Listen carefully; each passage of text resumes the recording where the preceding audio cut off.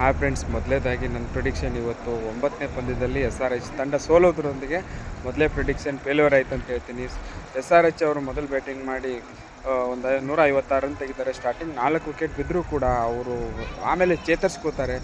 16 over 128 run ಇಬ್ಬರದು equal ಆಗಿತ್ತು. 4 ಓವರಲ್ಲಿ match ವ್ಯತ್ಯಾಸ ಆಗಿದೆ ಅಂತ ಹೇಳಬೇಕು.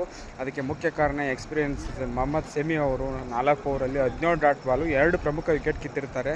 ಬ್ಯಾಟಿಂಗಲ್ಲಿ ರಿಷಬ್ ಪಂತ್ ಅವರು ಜವಾಬ್ದಾರಿಯುತ 64 ರನ್ ಅಜೇಯವಾಗಿ ಉಳಿತಾರೆ.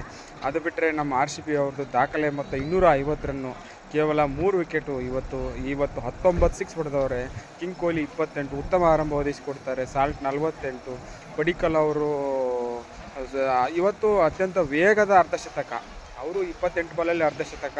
ಅದು ಮತ್ತು ಕ್ಯಾಪ್ಟನ್ ಪಟೇದಾರ ಅವರು ಕೂಡ 48 ಅಜೇಯ. ಇನ್ನು ಟೀಮ್ ಡೇವಿಡ್ 25 ಬಾಲಲ್ಲಿ 70, ಅವರು 8 ಸಿಕ್ಸು. ಪಟೇದಾರ್ 5 ಸಿಕ್ಸು, 2 ಸಿಕ್ಸು ನಮ್ಮ ಪಡಿಕ್ಕಲ್ ಅವರು. ಈಗ CSK ಅವರು ಧೋನಿ ಇರಬೇಕಾದ್ರೆ ಅವನತಿ ಸ್ಟೇಜಲ್ಲಿದ್ದಾರೆ. RCB ಅವರು ಪ್ರಗತಿಯಲ್ಲಿದ್ದಾರೆ ಅಂತ ಹೇಳ್ತಾ ನನ್ನ ಪ್ರಿಡಿಕ್ಷನ್ 1-1 ಅಂತ ಹೇಳ್ತಾ ನಾಳೆ ಪ್ರಿಡಿಕ್ಷನನ್ನು ಆಮೇಲೆ ಮಾಡ್ತೀನಿ ಅಂತ ನಾನು ವಿಡಿಯೋ ಮುಗಿಸ್ತಾ ಇದ್ದೀನಿ. ಜೈ ಹಿಂದ್, ಜೈ ಕರ್ನಾಟಕ ಮತ್ತು ಜೈ